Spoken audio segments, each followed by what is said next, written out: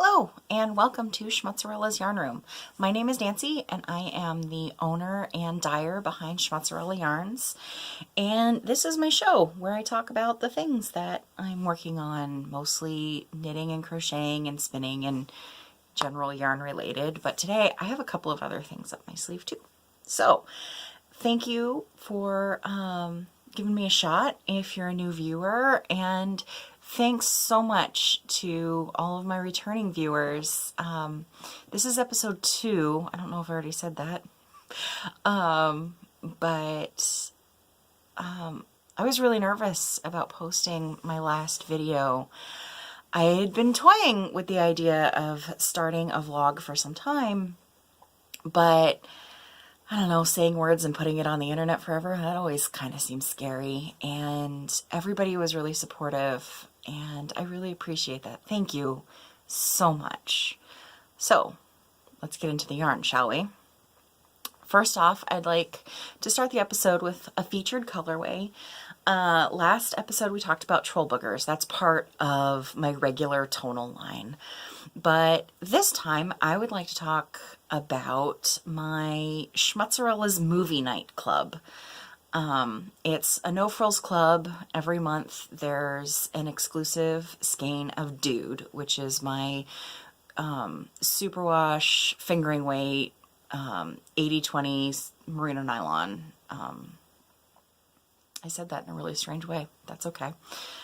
Base. It's my favorite yarn to use for socks, and you get a skein of yarn in an exclusive colorway inspired by that month's movie theme, and a stitch marker. Most likely it's probably going to be a chainmail stitch marker. Those are my favorite to make and use. If you don't know what that is, I'll show you this last month's here soon. Or it could be a beaded stitch marker or a progress keeper, whatever feels right for that month. So my first shipment went out at the beginning of the month, and January's theme was Wreck-It Ralph. I'm going to talk a little bit about the movie, so if you haven't seen it, spoilers, but that movie's been out since, what, 2011, 2012? Probably 2012. I feel like we're probably okay. So, the basic plot of the movie, for those of you who don't know, is Ralph is the bad guy in a video game, and he doesn't want to be the bad guy anymore, and the only way he thinks he can do that is if he goes to another video game and wins a medal. So he does some game bouncing, ends up in Sugar Rush, meets Vanellope, the sassy little kid, and they're snarky at each other. They, Disney movie magic happens. They end up becoming friends, and she gives him a medal that she makes herself that says, "To Stinkbrain, you're my hero." And that's the colorway for this month's club. A lot of times I do little tiny details from the movie, but that was such a special moment, and I love how snarky she is, and it spoke to me. So this is To Stinkbrain, You're My Hero. And one side of the cookie has brown icing on it, so that's where this brown's coming from. But the other side, where it actually says, "You're my hero," is this tealy minty kind of color with pink sprinkles. I'm absolutely in love with this colorway. I'm really excited about it. Let's show you the full thing. It's not quite speckled. I don't really do speckled eyes. It's definitely variegated, but it shouldn't pool too terribly. It's getting all blown out because it's so light. But I love these pops of pink. So the yarn already sent out. The Movie Night Club ships by the 7th of each month. So what, today's the 22nd, I think. Sorry, when I twist yarn, I actually count how many times I twist it, so I just stopped in the middle of a sentence there. So yeah, that's what this is. This is my skein. All of the club shipments have already gone out. They've already been received. I shouldn't be spoiling anything there for anyone. But I'm keeping this, and I'm going to make me a pair of socks out of it. And there's this pattern that's been popping up in my Instagram feed lately. And I should have written it down. I just looked it up before I started recording, and now I can't think of it. It's like speckled spatter socks. That's not it. Speckled something. It's this funky textured pattern that looks like it has V's on it. That's not a great way of describing that. I'll start hitting them and you'll see them, but I'll put the name of the socks here. So you can look them up, and they're free. I think they're free on Ravelry. I've already downloaded the pattern. I'm really excited about it. So, I cleared up one of my sock needles, so I'm going to cast these on soon, and I'm very excited about it. And it cracks me up. Madly Creative Me, my friend Patricia, on Instagram, is part of my club, and she's casting on the same socks. So we're going to be sock twins. I love it when that happens. So that's the yarn. And then the stitch markers that came with it, you'll notice I said stitch markers. Normally the club only comes with one stitch marker, but I couldn't resist the urge to make two, and you'll see why. I don't know if my camera is really going to want to focus on that, but originally I was just making the Vanellope stitch marker. So these are very similar colors. Put it back here, is that better? These are very similar colors to the yarn. It's that sort of minty green and pink and brown. And it's a small stitch marker. It fits up to US size 6. And that seemed great for her. But then I realized I also had the colors for Ralph. And by the way, guys, I'm looking over here while I'm talking about this to you, because that's where my screen is on my phone, whereas the camera's over here. But I want to make sure you can see these, and I want to make sure I'm pointing at the right thing. Sorry, you probably didn't need that explanation. Whatever. But I made Ralph's bigger because he's a big dude, and this fits up to, I think, a US size 10 or a 10.5. And it wasn't until I started packing and shipping them. I'd already made the stitch markers. I already decided that that's what I wanted to do, and I was really excited about it. But it wasn't until I was like actually putting them on the labels that I realized it's exactly like the movie, and that makes my little nerd heart so happy. Because in the movie, Penelope is a glitch, and because she's a glitch, she can't move from game to game. She can't leave the game. So it's like this whole big drama thing of if the game gets unplugged, then she essentially dies. Again, spoilers. But Ralph is not a glitch, and he can move from game to game. And I kind of love how that works with the stitch markers, because the Vanellope stitch marker is small. It can only work on small size projects, but the large Ralph stitch marker is big, and you can put it on tiny needles, so it could go on whatever project you want, so long as you're not knitting like, you know, size 17 needles. So that wasn't even planned, and it worked out perfectly, and oh my god, I love that. Anyway, this was the Wreck-It Ralph set. I pinned it to a paper towel so you could actually see it. Paper towel not included in the shipment.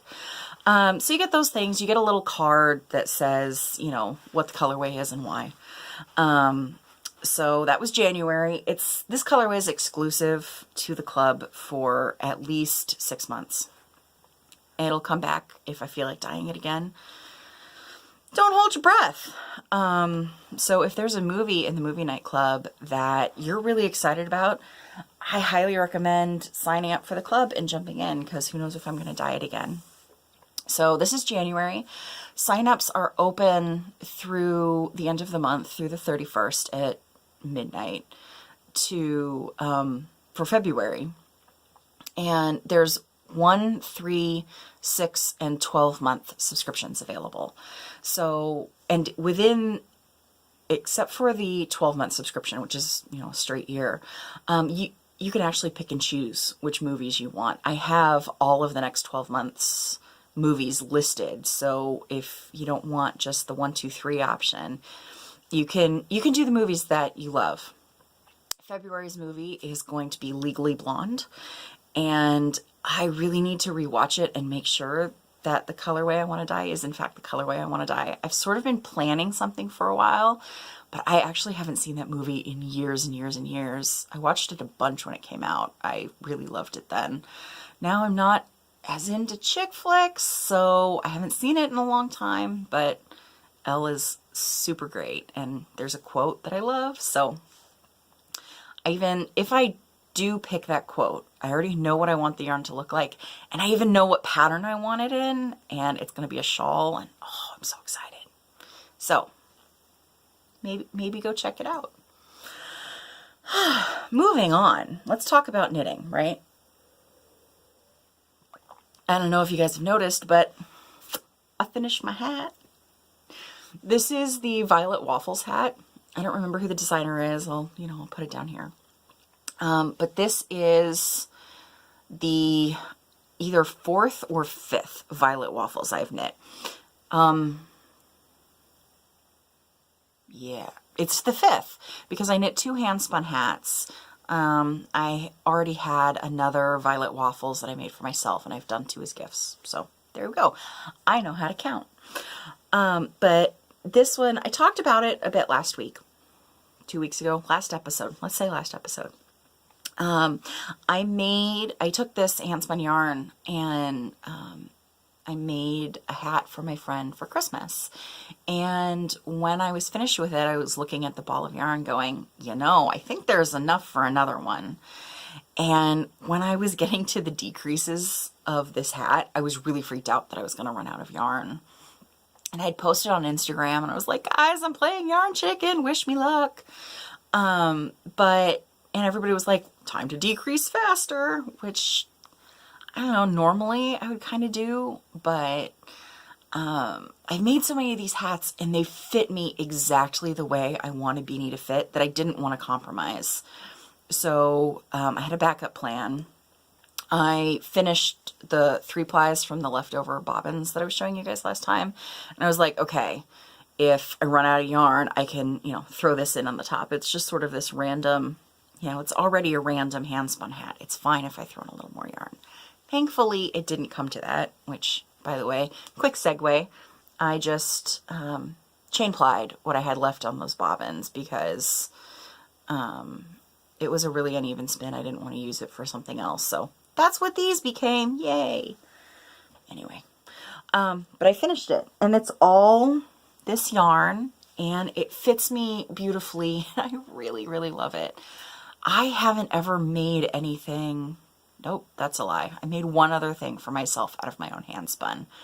The other thing that I had made was I had attempted to make a pair of fingerless mitts out of some really cool fiber that I had, but it was a really fluffy fiber that I didn't spin well enough. I had spun it when I was real new to spinning, and I tried to spin a bulky, but then it was super underspun, and those mitts pilled so badly.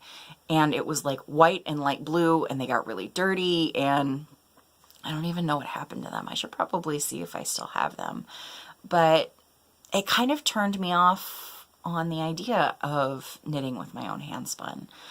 I've used hand spun for other purposes, and I've given some away, and I've sold some, but it wasn't really a thing I was into. But then when I spun this yarn, I was so happy with the way it came out. I've learned a lot about spinning since then, that I knew I wanted to make that hat for my friend, and then I wanted one as well, which I'm really excited with how that came out. So I did end up with the tiniest ball of yarn left over. It was a little bit bigger than this, but I knew that I wanted to use as much of this as I could because I really love the yarn.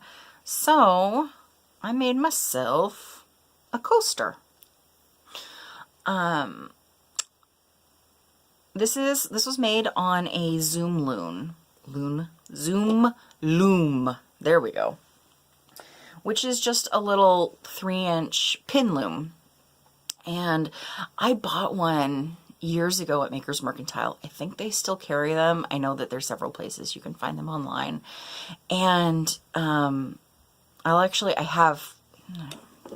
I can just show you. I was going to be like, I can show it to you in a minute. Let me just show it to you now. This is a zoom loom. And it's a pin loom, but the edges are like, back up.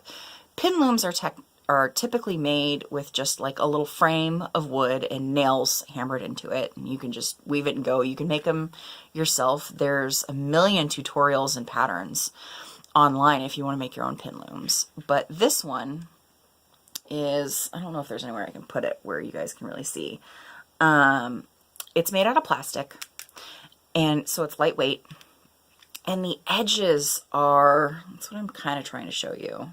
I don't know if it's going to work, but the edges are a little bit beveled, so they go in. So when you're using your big long needle, there's actually room for it to rock while you're weaving.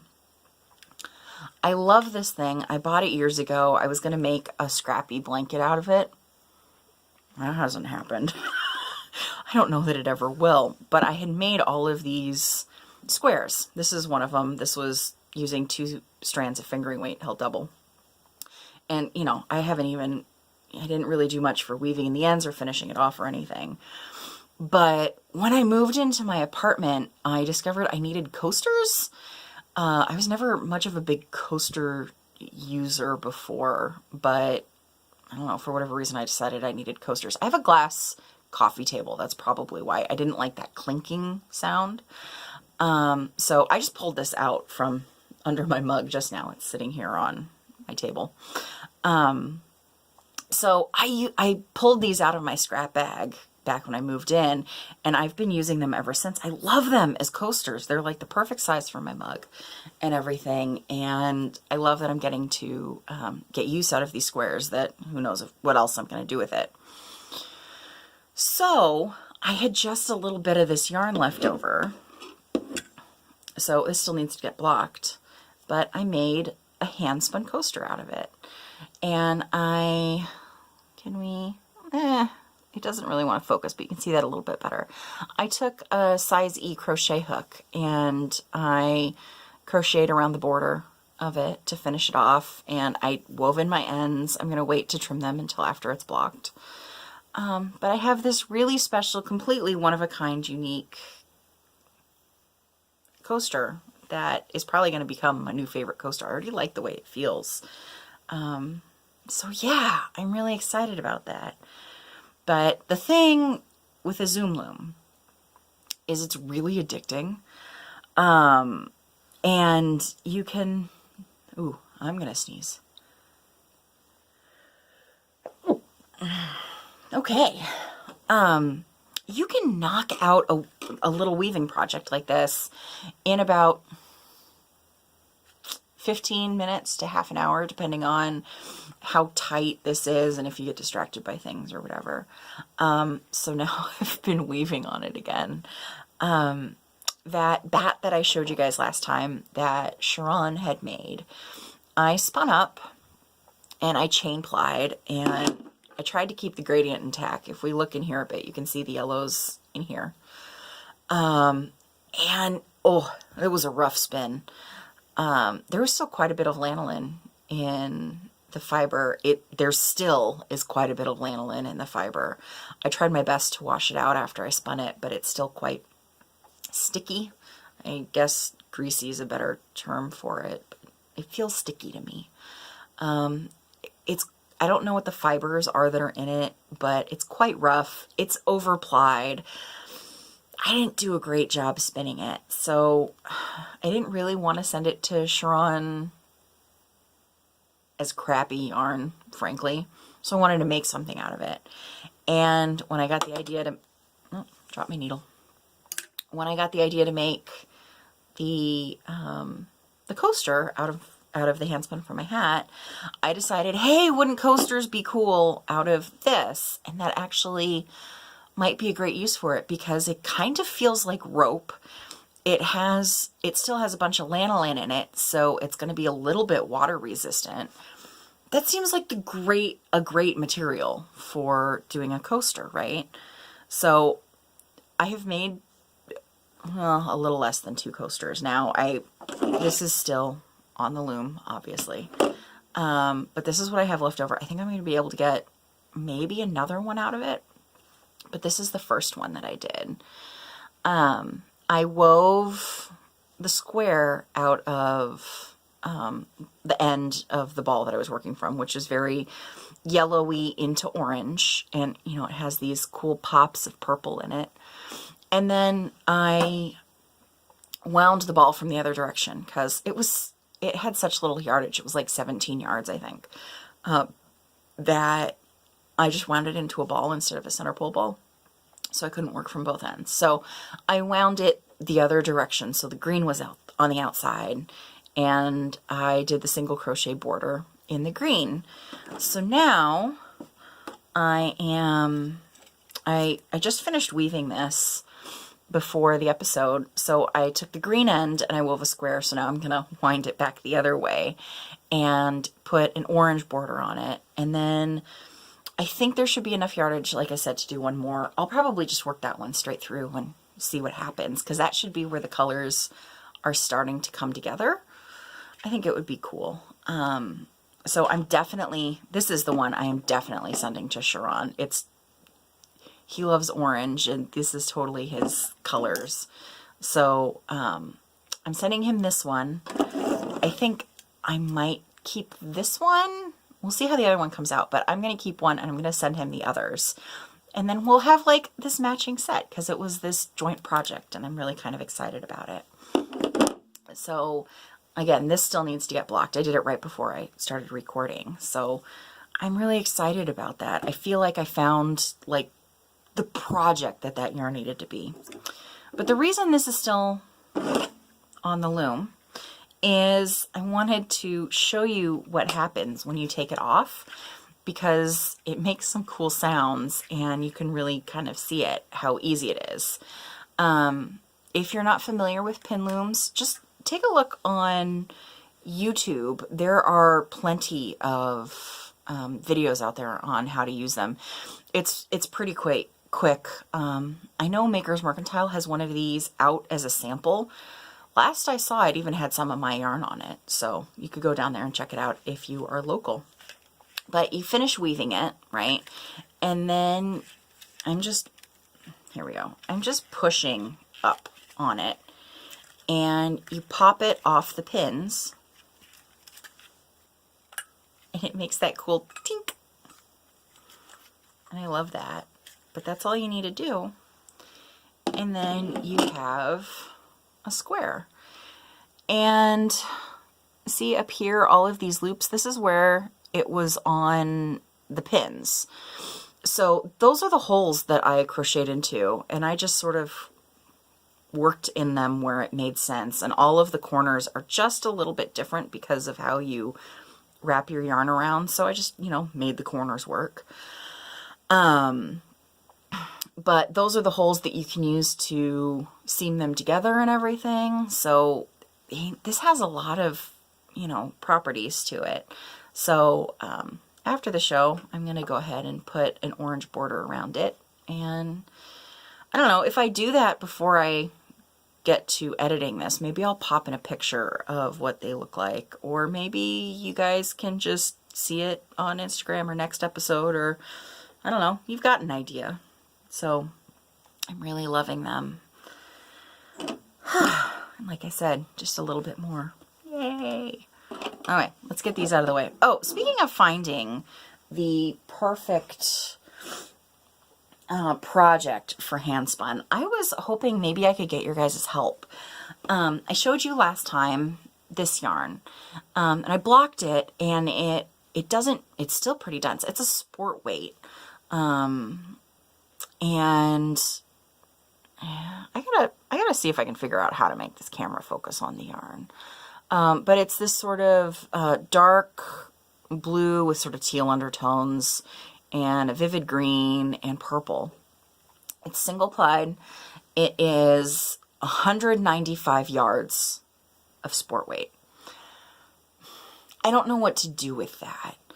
I did some cursory looking on Ravelry and I didn't really come up with anything that inspired me. I'm happy to hold it with something else or stripe it or something like that, but I'd like to use as much of this as possible. Since it's a single ply, it probably needs to be in a shawl or a scarf or something like that, because I don't want to have to worry about pilling. And it definitely has silk in it.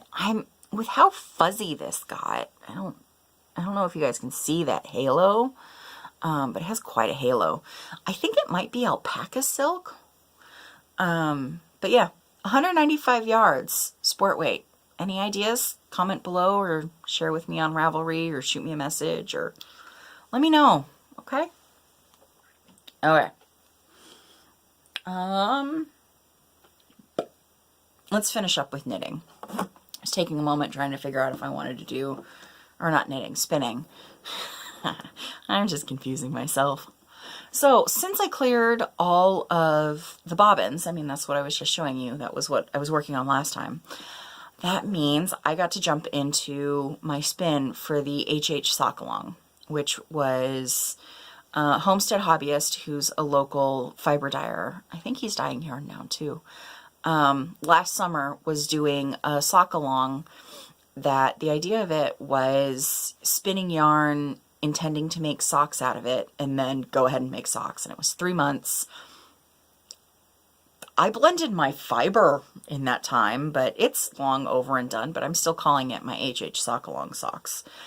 So I had made bats out of his fiber, and I added some of stash fiber that I had so that it would have some brighter pops of color, like there's this lime green in here.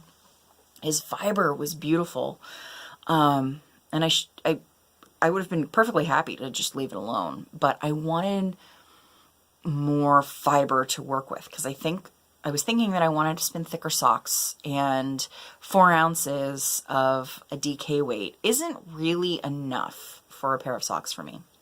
So I blended in some more fiber and I made all of these, I made 3 bats out of it. And I made all of these little batlet roving ball things. Very technical terms here, right?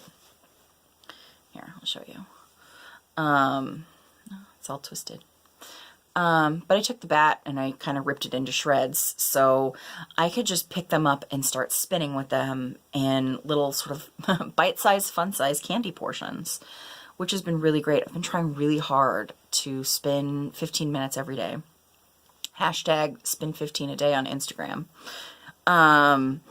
And I did that after my last episode. I finished up the spins that I was showing you.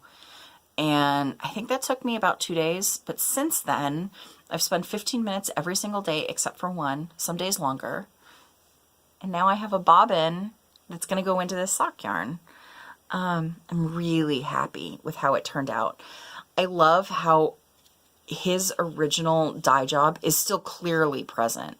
It was sort of a mauve-y, pinky purple through a deep purple and a dark turquoisey blue. And I just added sort of these flashes of lime green and hot pink. Hot pink is hiding over here.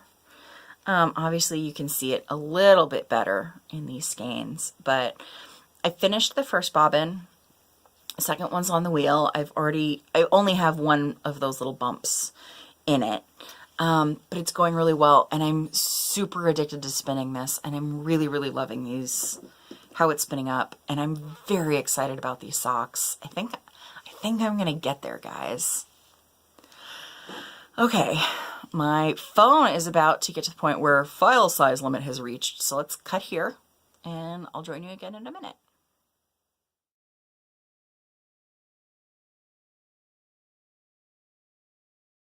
Okay, so that's all the spinning content that I really had for you guys this time.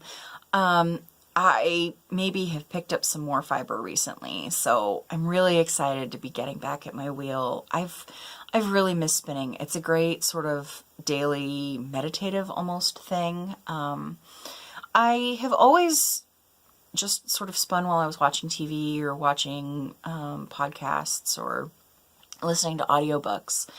But things have been a little bit stressful this past week, and I found myself getting up early to intentionally spin before I had to start my day, and it was just quiet. And I could just have 15 minutes with my wheel and not think about anything or think about all the things. And I was in a much better mood for the rest of the day. So I was really liking how that's turning out. Gomez isn't a fan of it.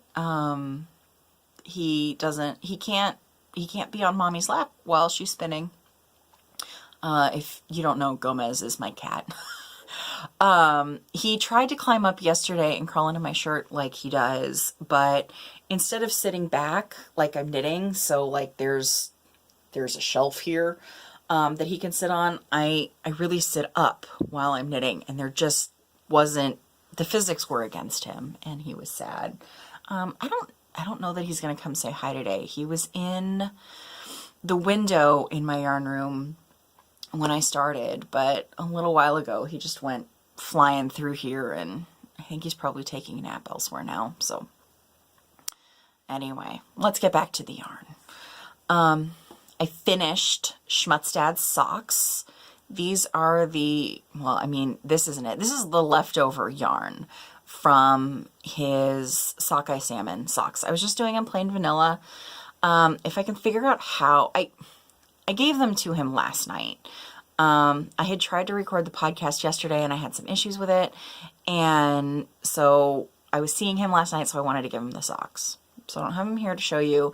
I took pictures. I definitely posted one on Instagram. If I can figure out how to put it in here, I will.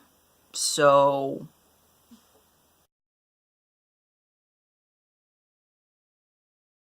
this is what was left over. It's not a heck of a lot of yarn left. I probably should have weighed it. But my dad has size 10.5 feet. So not the biggest man feet out there, but you know, they're sizable. They're bigger than my women's size 8s, right? I made them out of one skein of dude. So I want to let you guys know that's possible. I did, plain vanilla with a fish lips kiss heel. And I like to make the cuff length or the leg length the same number of rows as the foot length. So if you fold the socks in half, they're the same. I would love to demonstrate this for you, but I didn't think to bring one of my socks, but there you go. So they don't have super, super tall cuffs, but it is possible. So now you know. So those are off the needles, which meant I freed up a pair to start knitting these guys. So I'm hoping to start that this week now that I have free sock needles. So the other basic socks that I'm working on are not super basic, but I showed you guys last time. And these are the ones, this is the Let Me Go On one of a kind colorway. I don't know if you noticed, but this is not the same pattern as what I had last week.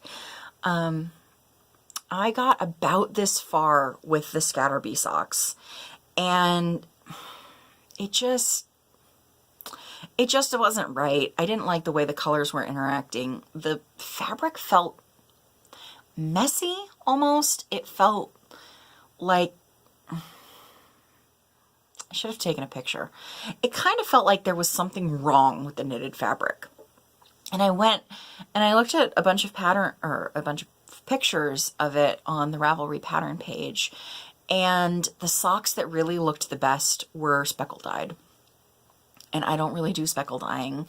This is just a straight up variegated. It's a super random variegated, but there are, let's see, there are some long chunks of color. This is pretty much all one color. And then there's, these tiny little breaks, and there's like a pop of yellow, but overall it's pretty much this red color. So the pattern was really getting lost, and I showed it to the friend who I was making them for because he helped me pick out the pattern. Normally I make him either plain vanilla socks or Hermione's everyday socks, and I wanted to do something a little different, but I wanted to make sure it was something he'd like, because if I'm going to go into the effort of making socks for someone, they better freaking like them. So I showed him where I was last week, and he felt bad about it, but neither of us really liked it. He didn't want me to have to start over. I knit a few more rows into it, and we were both like, yeah, no, this kind of sucks. This isn't the right yarn pattern pairing. The pattern wasn't working out. So I went back to Ravelry and I looked up these socks, which I've been seeing them all over Instagram lately. These are the Paddington Station socks. I don't remember who the designer is, but you know, I'll put it here. And she has come out with a collection of simple yet interesting sock patterns inspired by Miss Marple. I have not read any Miss Marple books by Agatha Christie, but I have seen plenty of, video content inspired by it. I liked the recent Murder on the Orient Express book, so I remember watching some episodes of Poirot with my mom when Poirot, not sure how to say that, with my mom when they were on PBS. So, I dig it. And so it's this, anyway, these are the socks that I picked out. And it's sort of this broken rib, broken garter. It's a really interesting stitch. I remember when I saw the pattern for the first time thinking, well, I mean, it's a paid for pattern. And I remember looking at it going, well, I could probably figure that out. But I decided, because, I like supporting designers. I like it when designers support my yarn. So, we're all just working for ourselves. We all have bills to pay, right? So I went ahead and I purchased the pattern, and I am so glad that I did, because they are the chart, the stitch pattern is definitely different than I thought that it was. And I'm sure she tested it a bunch and played around with all kinds of stuff, and what she figured out was great. So I'm glad that I paid for the pattern. It was super worth it. Her pattern is written cuff down. I prefer toe up. I prefer fish lips kiss heel. I think hers has a heel flap. So basically I just took the stitch count and the stitch pattern from the sock, and I'm sort of cobbling together my own sock. I have a tendency to do that when I knit socks. So that's familiar with me. So this is just the stitch chart. I ended up ripping back the entire sock to start over, because normally I cast on with 12 stitches on either side for the toe, and I go up to 32 stitches on each side, so 64 for a sock. Thankfully, his socks or his feet are also size 10.5, same as my dad.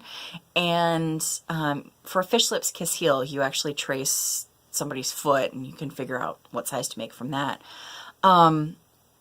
Both of their templates are actually the same width as mine, because I have a size 8 foot. My feet are just a little bit wide. So I usually make 64 stitch socks for me. So I just have to make theirs a little bit longer. It's really great. This, instead of being a pattern repeat of 4 stitches, this is a pattern repeat of 6. So 64 wasn't going to cut it. Is that correct? Yeah, that's correct. So I had to decide if I wanted to add more or fewer. I ended up adding a couple of extra stitches, but that meant I needed to have 33 stitches on one needle, which I didn't want to have uneven increases, because I'm kind of like that. It was just easy enough to rip back out, start with 13 at the toe, and go from there. So that's what I did. I'm really happy with how these are working up. There's definitely a bit of pattern involved. I have 2 repeats, and by the end of the second repeat, I was just knitting it before I started recording. I feel pretty confident that I have the pattern down and I shouldn't have to refer back to it too terribly much. So I don't have plain vanilla socks on my needles anywhere. Normally I like to have a plain pair of Hermione's just because I like some mindless knitting, but I think these are simple enough that I'm going to be able to do that with these.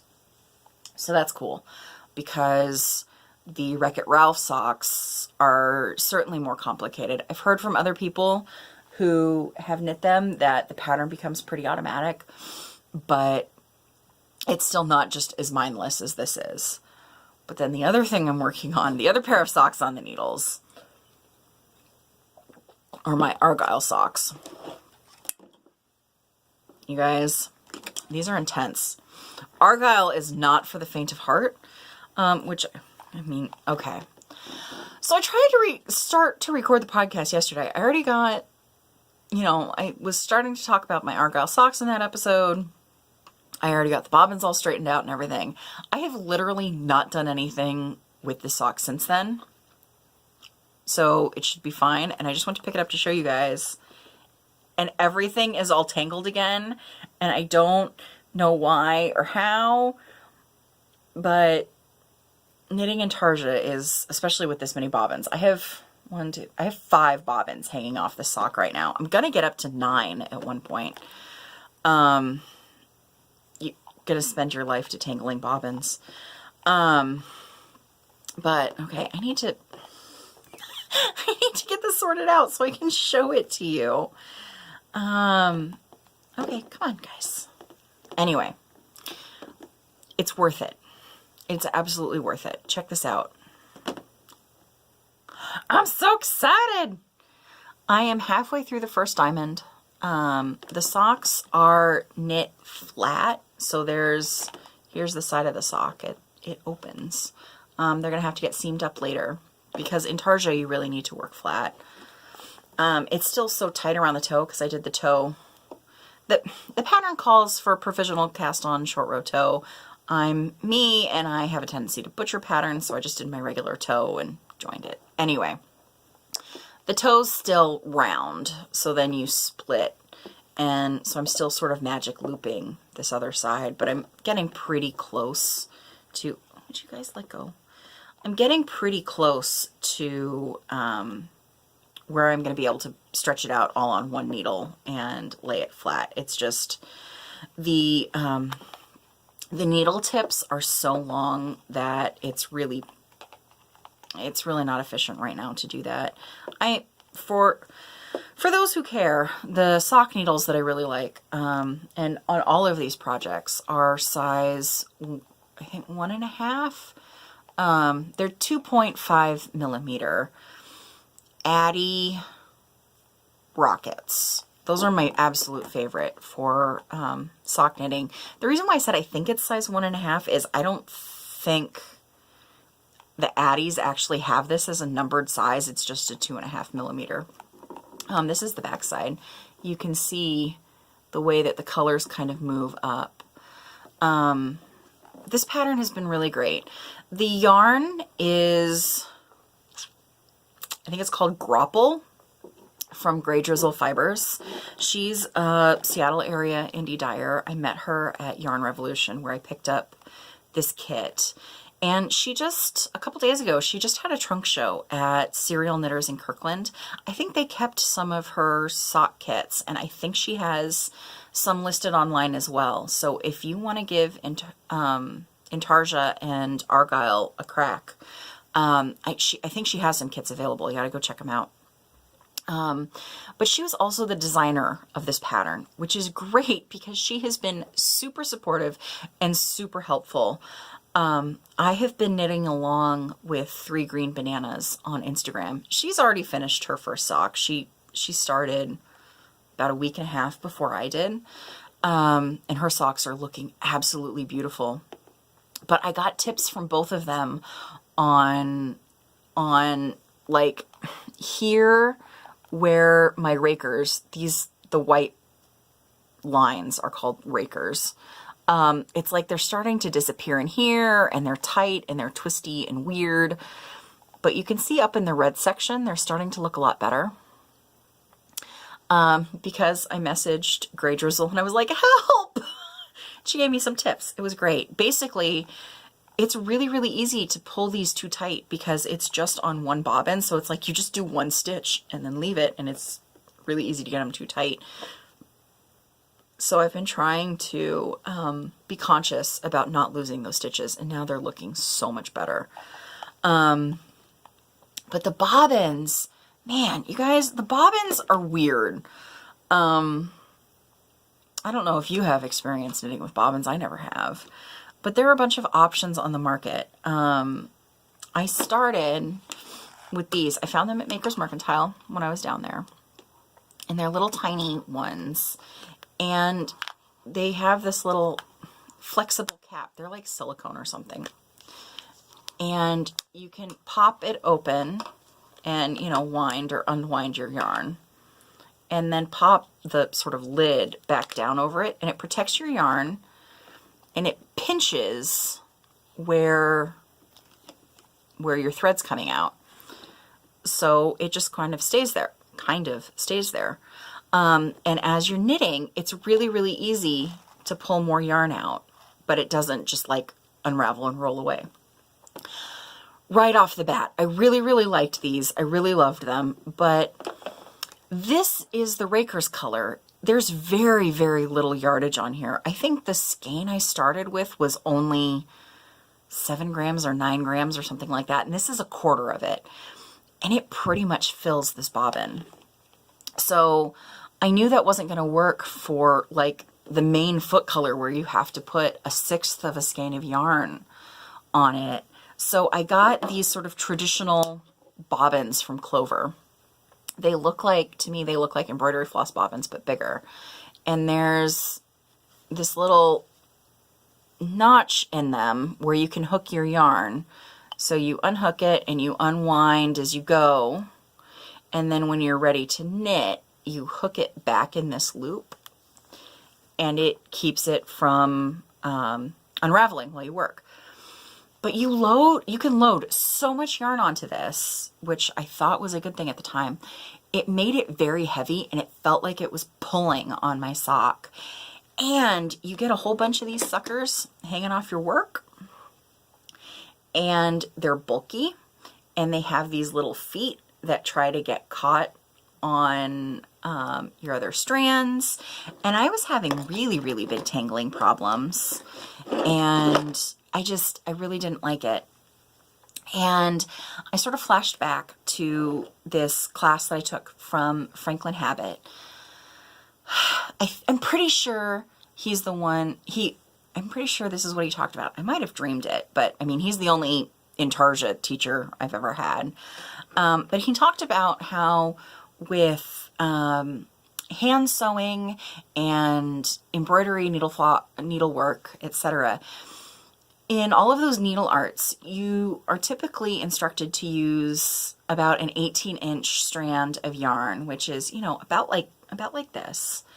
And the reason why is you put a lot less wear and tear on, I think I just said yarn, on your embroidery floss or your thread.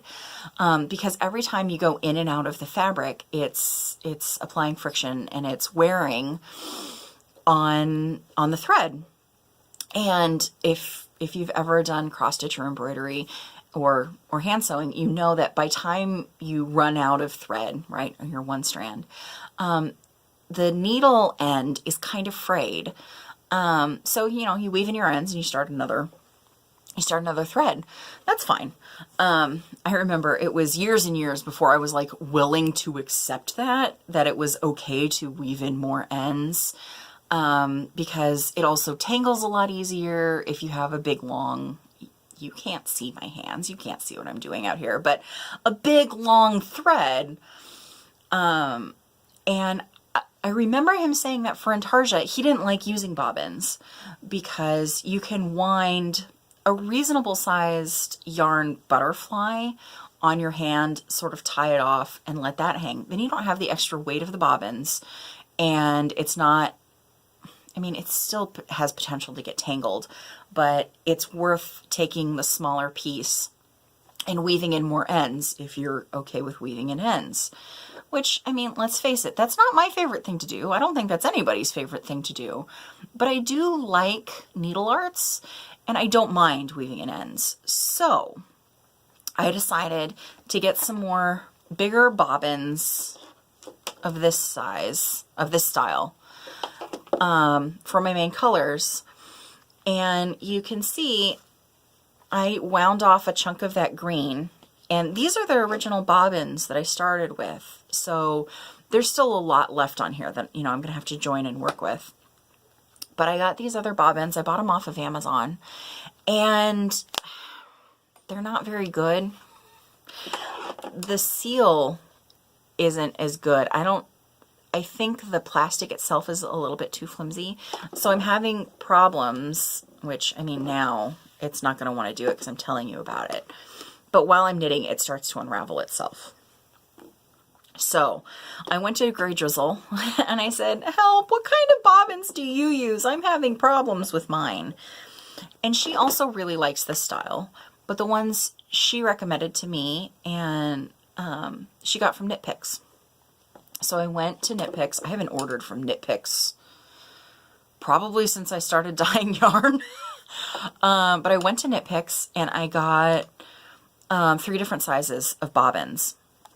And she said what's cool about them is, you know, they're designed for yarn. I think these others are designed for thread.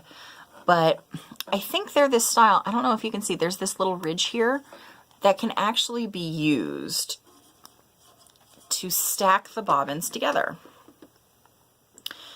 And they kind of stay together, and you can, you know, unwind them at the same time.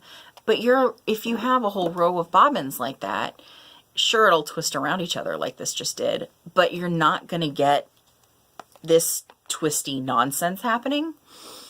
So that's how she liked to do them. You just sort of have this one unit that you have to work with. So I ordered them. You know, it's coming from Knit Picks. It'll probably take, you know, a week still to get here.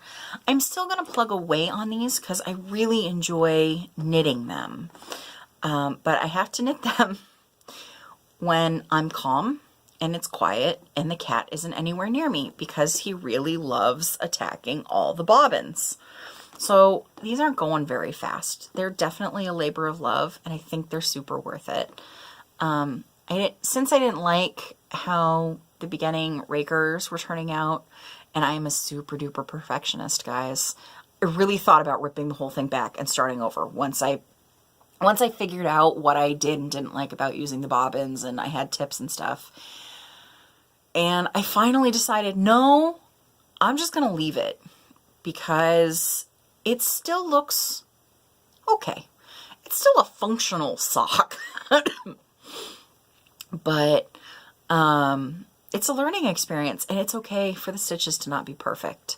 So this is my first sock. I'm halfway through the first diamond pattern, and you do 2 diamonds and then you do a short row heel.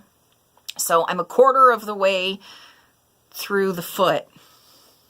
It's progress, right? You guys are probably going to be seeing a lot of these over the next several episodes. But if you're up for something new and different, you know, try it. It's always fun to learn a new skill, right? So speaking of needle arts and cross stitch and embroidery, I started a new cross stitch project. So if FYI, if you're just here for the yarn content, that's fine. I'm going to be talking about a couple of, you know, non-yarn related things for a while. So I totally won't be offended if you peace out here. I do want to let you know that my next trunk show coming up is, if you're local, is up at Stilly River Yarns in Stanwood on February 2nd. It's the first Saturday in February, and I'm really looking forward to it. It's my first time at the shop. I met Lindsay, the owner, at Fiber Fusion, And I totally clicked with her. And I went up and I visited the shop just sort of, it wasn't on my own. I carpooled up with my friend Karen, and we hung out and knit for a while, and I super dug it. So I'm looking forward to going back as a vendor. So if you're up north and or want to head out to Stanwood, I'd love to see you there. Also, the week after that, I'm going to be up at Northwest Yarns in Bellingham. So North End folks, I'm coming at you. Anyway, okay, so again, if you're peacing out, thanks for hanging out. It was good to see you. Let's talk about cross stitch. So I have been, I've talked about it before. I have been watching Mando Bugs, old episodes of Mando Bugs podcast on YouTube while I do some work stuff. I usually watch it while I'm twisting minis for my morphing mini skeins, because that takes a shockingly long amount of time. So it's entertaining and mindless while I'm doing that. And in this really old episode, she was stitching a really cute little sheep image. It was 3 sheep, and they're two of them were white or cream colored or whatever, and the one in the middle was a gray sheep in the original pattern. She was doing it with some hand-dyed embroidery floss, and it said "Be unique," EWENIQUE, and I was like, I love it. That would be so great for my apartment, for my yarn room. One of the things I am working on for 2019 is sort of one of my goal words is home. I have been in my apartment for almost 2 years now, and I'm still just starting to make it my own and really love living here. And I haven't really done a lot to make it my own. So cross stitch things for the wall feels like a really good place to start. And I'm about to run out of time again. You guys, I've talked so much. I'm so sorry. Thank you for bearing with me. So I'm going to stop here and come right back. After the last episode, I originally had this idea of recording every week. And then a week went by and I didn't really feel like I had anything to say. So I kind of delayed. And now it feels like I have too much to say. So it's all new. I'm still figuring out what I'm doing. Thanks for continuing to hang out. Back to cross stitch. So, the pattern of Be Unique was by, I think it's Nerdy Little Stitcher on Etsy. I'll put it up here. And so I went and I found the pattern, and I also went, and I do not remember who this is. I'll definitely have to look it up. I, totally stole Amanda's idea and bought some hand-dyed embroidery floss off of Etsy. And I'm not sure which one I'm going to use for the sheep or not, but, save on shipping if you buy 2, right? Man down. So I treated myself to something that felt very Schmutzerella for the yarn room, and I'm very excited about that. But while I was at Nerdy Little Stitcher's Etsy shop, she had a deal going, and she had various options available for if you bought multiple patterns, then they were all significantly discounted. And she has over 100 patterns on there. There's a lot to sift through. A bunch of them are really nerdy, which, makes sense. She's Nerdy Little Stitcher, right? A bunch are really nerdy. Most of them are super punny. And she does like these cute little kawaii illustrations with punny phrases. And I'm not really into the kawaii look, but I dug her vibe, and I liked how simple it was. So I got, a few patterns. And yeah, so I was really excited about that. And I dug out a bunch of old Ada cloth, which, if you don't know, cross stitch was my very first fiber love. Well, I suppose I take that back. When I was a little girl, like 2 or 3. My grandma taught me how to do plastic canvas. And so that was my first fiber love. But as soon as I had the patience for cross stitch, you know, it's so fine. I've always had really, really good fine motor skills and hand-eye coordination and a love of fiber arts that I took right to cross stitch when I was really little. And the very first thing that I did was a little ballerina bear on black Aida cloth, and I had to learn how to do French knots for it. So ever since I was a small child, I have always insisted on learning the hardest way first, right? Story of my life. But I've always loved cross stitch. That was my fiber love for years and years and years, way before I learned how to crochet. So cross stitch kind of comes and goes, and I have a couple of really big projects that are hibernating right now. So I wanted something little and fun.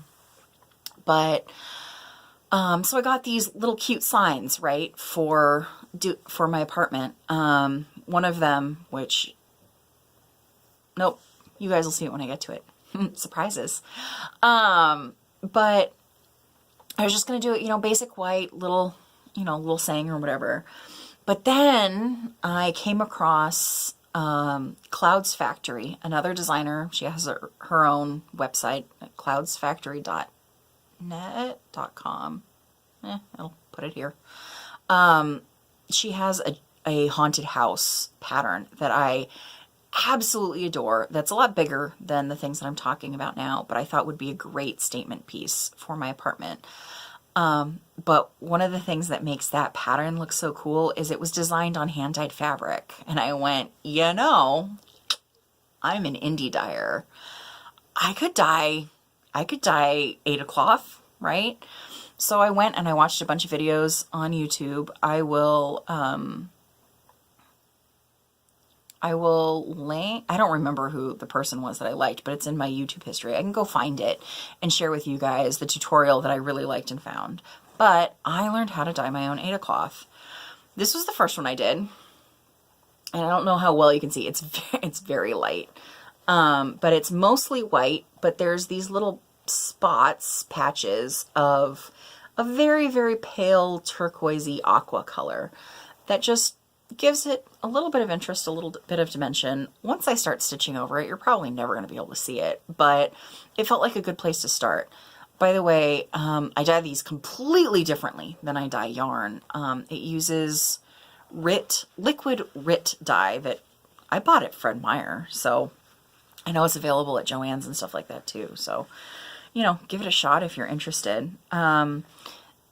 This is half of the piece that I dyed. The original piece was 12 by 18, so this is half of that, so it's got to be, what, 12 by 9? And I'll show you what I'm working on here in a minute. But the other piece that I did, I used a lot more dye on, and I came out with this super rad piece that it reminds me a lot of how I dye my yarn. It's this, you know, tonal, ridiculous awesomeness. It's a very light aqua background with some sort of denim-y splotches over it. And I'm super excited about it. I have plans for this piece too. But this was sort of like the new thing that I was playing around with. You know, any chance I get to learn a new thing. So what I'm actually working on is a sign that says, lick ah. I mean, that's not all it says. That's just what it says now. It's going to say, like a boss. I thought that this would be a great, you know, almost motivational kind of thing, but also really sassy to put in the yarn room. And all of the letters are a different rainbow color. And the thing that really I loved about the pattern is it goes these little rainbow one stitches all the way around the border, which, by the way, is a freaking nightmare to stitch because it's just one stitch in a color and you have to do that 11 million times. And if you look on the back, you know, each of those I had to weave in, and it's worth, the effort's worth it. The effect is really cool. It just, weaving in all the ends. So yeah, I'm less than a quarter of the way through it. It's not going to be a particularly big sign, but I did this all in one day. I had a day off last week, and I just spent my day cross-stitching and watching TV. And one of the things I did differently about this than I've ever done for a cross-stitch project before is I stitched in grid lines. This is just, you can see this is kind of loose here. This is just light lavender sewing thread. And every 10 stitches, I sort of stitch in the blocks. And I am going to sneeze again. Am I? Whew, that was a big one. I have, for all over stitching patterns that I've done before, I have drawn in the grid lines with a washout ink. But since this has so much white open space in it, I didn't want to not have it wash out. So yeah, I stitched in these lines, and what's really cool is as you start stitching, you can tell I don't have any lines here. Once you get to an area where you don't need those grids anymore, you can just sort of clip the thread and, pull it out as you go. Ta-da! And it's just, then you don't have to count across, 57 stitches or something like that. You can just go, 10, 20, 30, 40, 50, 1, 2, 3, 4, 5, 6, 7. It makes counting way easier. You're less likely to have a misstitch that way. So consider it next time you do a project. And I'm showing off my back because, it's just not going to want to focus. I love how the back of the letters look like they're cabled. Nobody else is ever going to see this. I mean, you guys are going to see it, but it just makes me ridiculously happy. My little nerdy knitter heart, it's so happy today. So that's my thing that I'm working on. It's currently out of the frame because I'm using one of these snap frames where, can't do it if I'm not really looking at it right. You lay the fabric on top of it, and you take these little, 2B snap things and clamp it right over. I've never really used one of these before. I have always been a fan of scroll frames, but the problem with scroll frames is it doesn't keep your sides particularly tight. But I liked that you could just roll it up and down and you wouldn't have a hoop mark or anything. But Mandobug suggested this type of frame, and so I thought, I'm doing a small enough project, let's give it a shot. And so far I kind of dig it. It always feels like so much effort getting a scroll frame set up on a cross stitch project, and making sure it's lined up and everything. This has been really easy to just sort of move around. It's really, really recommended that you take these clamps off. I think the cat might be into something.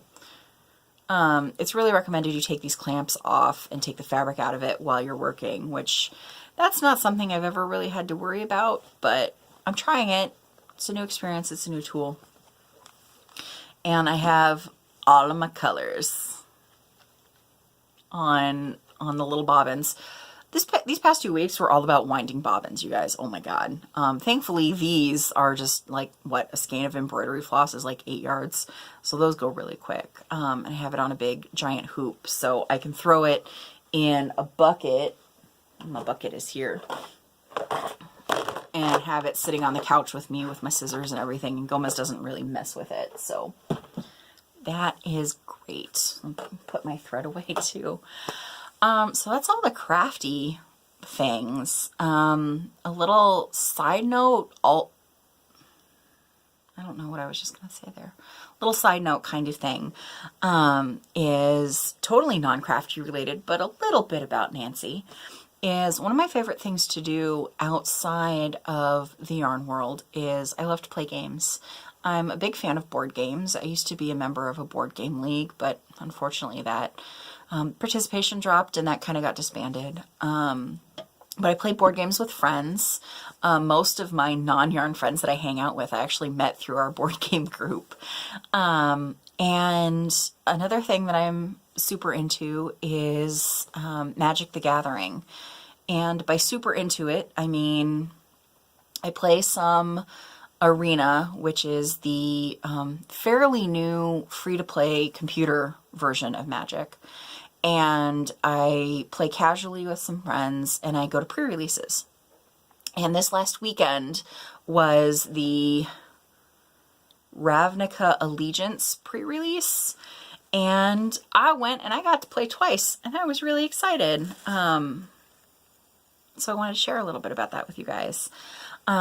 My favorite way to play Magic is to play Two-Headed Giant, which is a team of 2 versus a team of 2. And it's a real casual tournament because, you know, it's teams happening and you're kind of a little silly and it's a great fun atmosphere. But we went double Orzhov.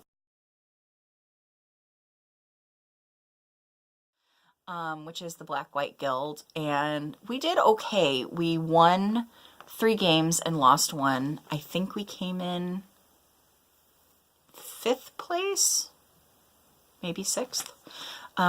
We had to go to a different shop than we usually go play Magic at because our regular shop, Luke's Gaming Shop in Everett, just moved. And so they're in the process of getting the store back set up and everything. They weren't really ready to run a big tournament. So we went down to Around the Table in Linwood. I highly recommend that shop. That's where I love to go play board games. And it was fun playing with a bunch of different people. There were a lot more people there for Two-Headed Giant than usual. So that was really fun. We had a good time. And then we went back the next day and took another friend with us. So the 3 of us went down. And I played on my own. Which normally I don't like just playing a sealed pre-release by myself because I'm highly competitive and not good enough to back it up. And I really get stressed out in new places. And everybody who I played with was really nice and it went really well. I did have one, let's call him an asshole because that's what he was. I did have one asshole that clearly had an issue playing against a girl, but whatever. He was a dick and it was at the end of the day. So moving on. I played Rakdos, which Rakdos is the Black-Red Guild that's super fiery, burn your face, you're going to die right now, or I'm going to run out of steam and you're going to have big stompy dudes and smash me in my face. So, you know, all the violence, right? But I won 2 games, or 2 matches. Each match is best 2 of 3. I won 2 matches. And I lost 3. I won multiple games throughout the day. It's the best record I've ever done.